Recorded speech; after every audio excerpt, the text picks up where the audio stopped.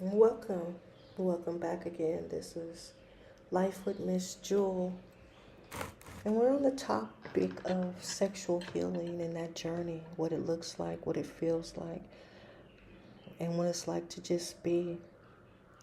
As I continue to read the book, things pop up.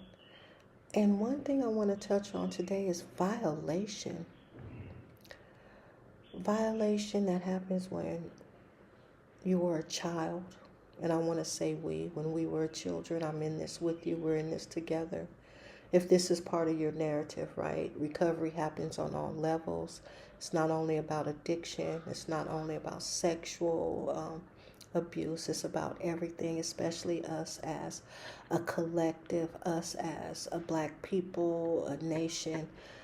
We have to heal across the waters of the Atlantic slave trade and that narrative, Kunta Kinte and roots, right? So this is returning to our roots and who we were in that divine essence where we were born out of that sacred union. We're coming back to that. That's why this is important to me to bring a causation of life, that we are here. We've made it. I've made it. Let me tell you. And through that violation and madness, I've changed the trajectory of my life, and I'm grateful. So I want to share this with you. I want to share what it feels like to be free. I want to share with you how to participate in your own life of healing, of loving, of laughing, of living. Too many of us are questioning, did I allow it? Did I respond? Did I participate in it? Was it my fault? We can't negotiate that.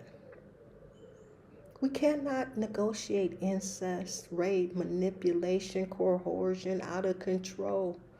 People who violate children or anybody, mothers, old people. A violation is a violation. And your body responding is biology. That doesn't mean you agreed. That doesn't mean you wanted it. And that damn sure doesn't make it your responsibility to carry that baggage.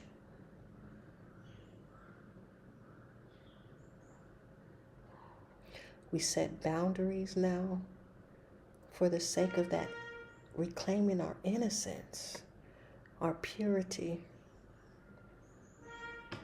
We were placed in situations that we didn't even understand.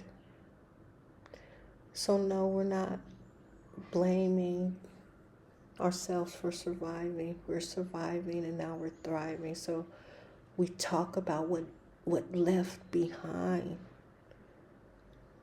because it just doesn't go away. It could look like struggling to say no, giving your body away before you even check in with yourself, or shutting down completely, not wanting to be touched at all. It could look like anger, detachment, confusion in relationships. It can look like chaos, meaning, or thinking it's love, but your nervous system is learned dysfunction. What do you do with that?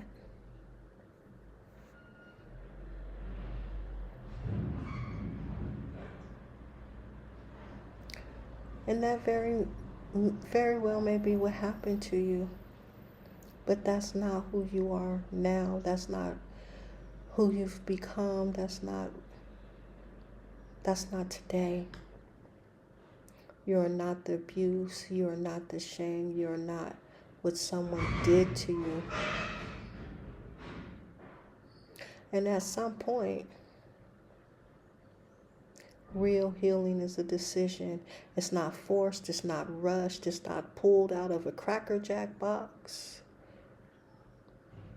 It's not a check mark on the welfare paper application or the CPS. Did you heal? Have you thought about healing? Being pencil picked.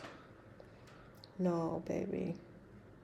Healing looks like telling the truth, even when you shake, even through the headaches and the body pains. Healing looks like choosing yourself, even if you've never done it before. It looks like reclaiming your body. This is mine now, not the past and not them, but you.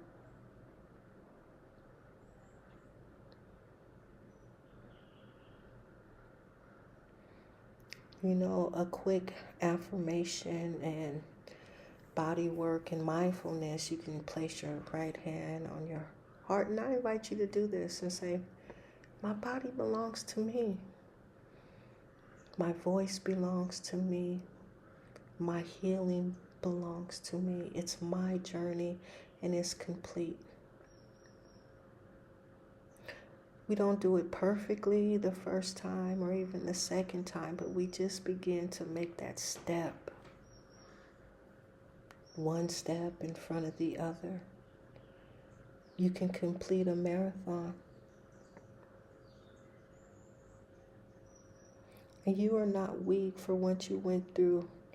You are powerful for still being here, for still breathing, for searching for truth, for choosing to heal. That's real strength. We're not shrinking back anymore. We're not tucked away in the corner, and we're not trauma bonding. We're healing for good.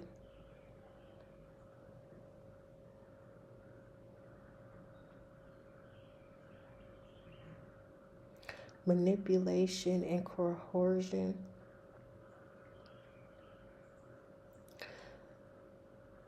Manipulation. You know, all abuse doesn't look alike. Sometimes it's pressure. You know, come on, it's persuasion.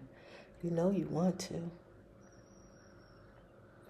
It looks like someone breaking you down slowly until your no just becomes silent as you lay there. And I need you to hear this, to feel me. Manipulation and coercion is still abuse. Even if there was no physical force and you didn't fight back and you were wore down, it's not consent. Consent is clear. Consent is willing. Consent is free of pressure.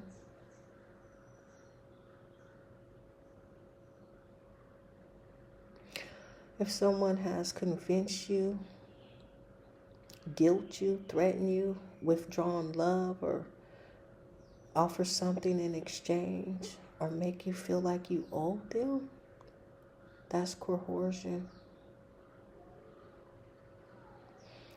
It sounds like, well, if you love me, you would. Don't you trust me? Everyone else is doing it.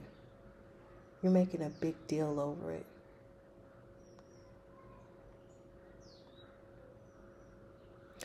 It's not coercion, it's control. People choose desires over boundaries, and manipulation. That's when someone distorts their reality. They make you question your instincts. They blur the lines. They make you feel like you agree when really you were guided, pushed, emotionally cornered. Does this sound familiar to you?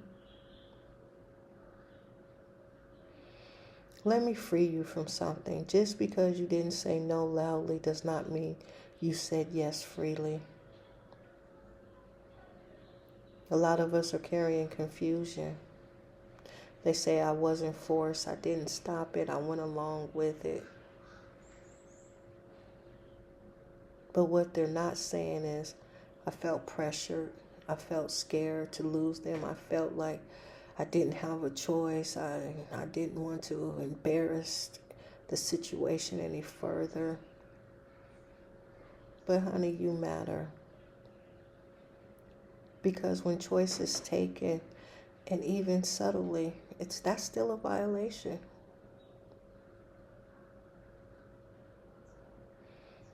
And the shit that's left behind manipulation and coercion show up later as second guessing yourself, struggling to trust your own no, and feeling like you have to explain or justify boundaries.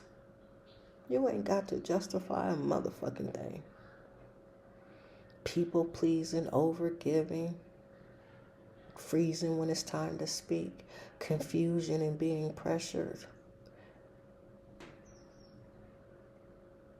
No.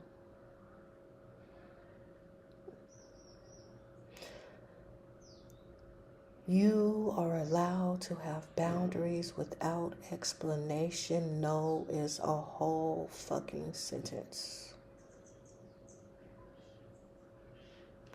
You're allowed to trust your body when something feels off. Come on, family, right now, let's just check in. Let's take a deep breath and put your hand over your heart, your right hand, for right and righteousness. I stand in truth. I trust myself. I honor my no. And I do not owe anyone my body.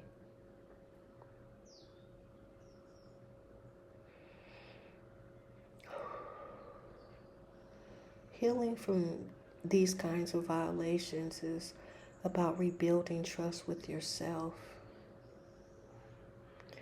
learning your voice, listening to your instincts again, and choosing yourself even when it feels unfamiliar.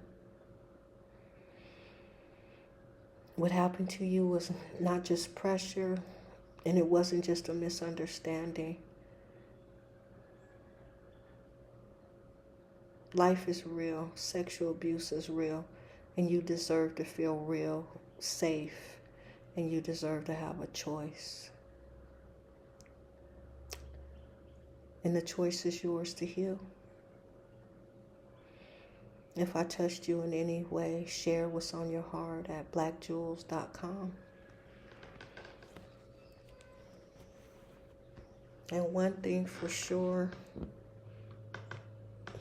is I love you and I love the healing journey.